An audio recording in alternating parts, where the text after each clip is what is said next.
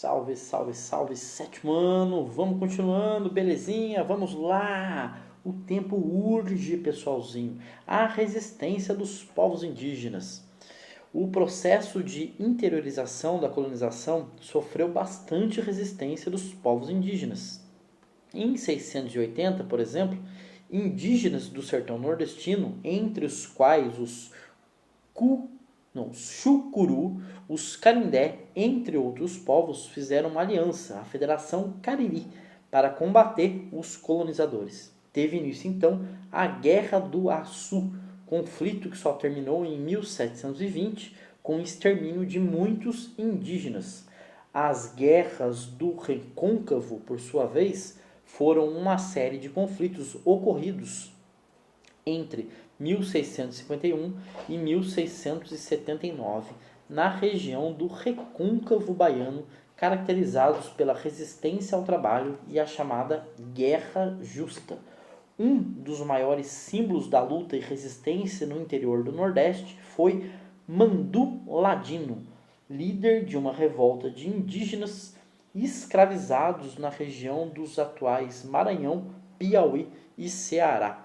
O movimento durou de 1712 a 1719 e foi responsável pela destruição de muitas fazendas.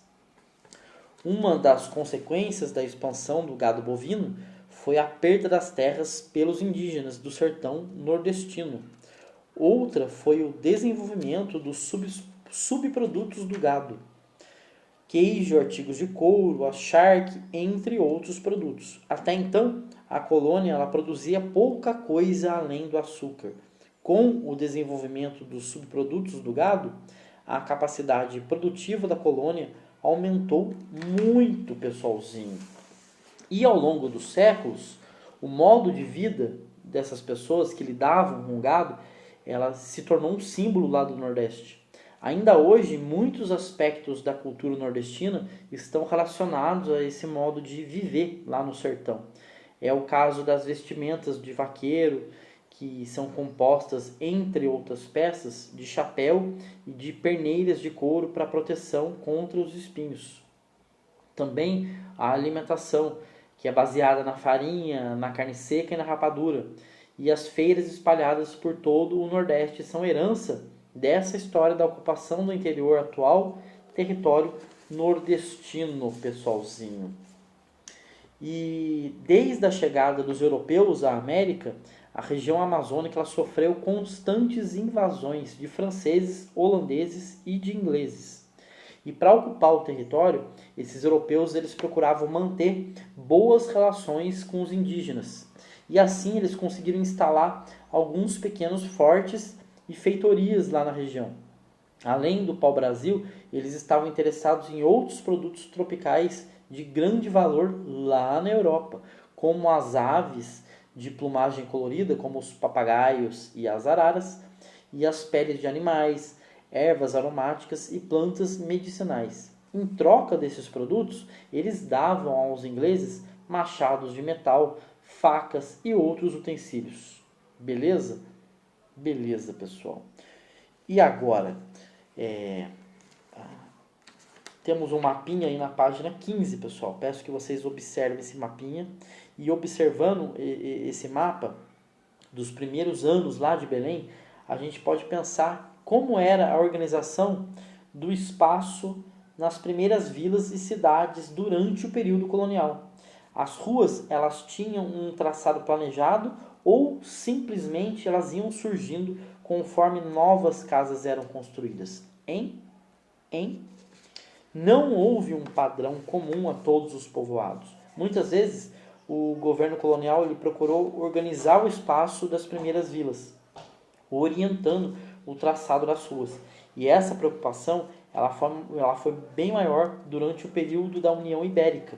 E o modelo considerado ideal pelos colonizadores lembrava um tabuleiro de xadrez com duas ruas principais paralelas e as demais perpendiculares a elas. Na zona mineradora, porém, as vilas que ali surgiram, a partir do século XVII, elas se formaram sem nenhum planejamento urbano, como a gente vai ver a seguir, pessoalzinho. E como vimos, então, o processo de colonização ele foi marcado pelo interesse da Igreja e dos governos de Portugal e Espanha em difundir a religião católica nas terras conquistadas. Por isso, muitas expedições que cruzavam a colônia, eles contavam com a presença de religiosos. Entretanto, a ação da Igreja ela não se limitava somente à evangelização dos indígenas, mas também ela fazia parte do dia a dia dos colonos. Toda vila, ou mesmo todo povoado, tinha a sua igreja. E muitas fazendas e engenhos tinham a sua capela. Os filhos dos colonos eles frequentavam escolas religiosas, onde eram educados por padres ou frades da igreja. Nas primeiras décadas do século XVII, já não haviam mais povos indígenas livres em boa parte da costa nordestina. Os nativos que não foram dizimados pela violência ou por doenças trazidas pelos colonizadores, eles foram escravizados. Por isso, cada vez mais as expedições de apresamento dos indígenas, elas se direcionavam para a região da bacia amazônica. O interesse na escravização de indígenas, portanto, foi um fator que impulsionou a ocupação desse território. Para dominar os povos indígenas, os colonizadores eles usavam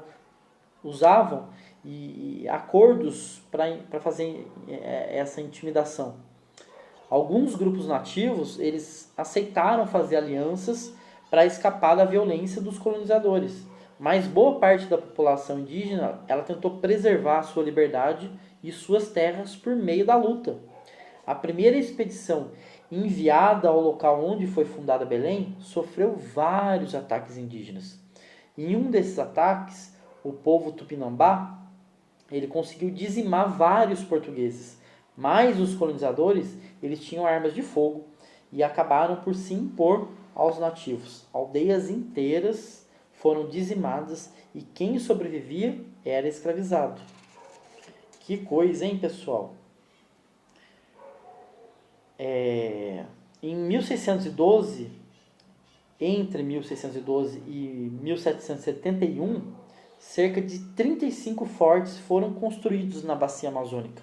E um deles foi o forte de São José da Barra do Rio Negro, olha o nome, que foi fundado em 1669 e deu origem à cidade de Manaus, pessoal, que é a atual capital lá do estado do Amazonas. Desses fortes e vilas partiram muitas expedições com o objetivo de capturar e escravizar os indígenas, pessoal. Oficialmente, a Igreja Católica ela condenava a escravização indígena. E em 1537, o Papa Paulo III defendeu a liberdade dos nativos da América e se pronunciou contra a escravidão. Os jesuítas também a combatiam e por isso chegaram a ser expulsos do Maranhão pelos colonos em 1684. E nessa expulsão, os colonos foram apoiados por outras ordens religiosas, como a dos franciscanos e a dos carmelitas. E com o argumento de proteger os indígenas livres, os jesuítas eles criaram um tipo de aldeamento que reunia muitos nativos. Eram as missões ou reduções. E durante o século XVII, muitas delas foram implantadas no interior da região amazônica, também por outras ordens religiosas. Entretanto, pessoal, apesar da intenção de proteger os indígenas, na prática, as missões elas promoveram a exploração do seu trabalho e também a desagregação da sua cultura. Além de obrigar os nativos aldeados a abandonar as suas crenças e os seus valores, as reduções da Amazônia ainda se apropriaram dos saberes e também do conhecimento indígena sobre a natureza. Foi o que ocorreu, por exemplo, em relação às drogas do sertão. Temos na seção Conexão, nas páginas 22 e 23. Peço que vocês vão lá dar uma olhadinha.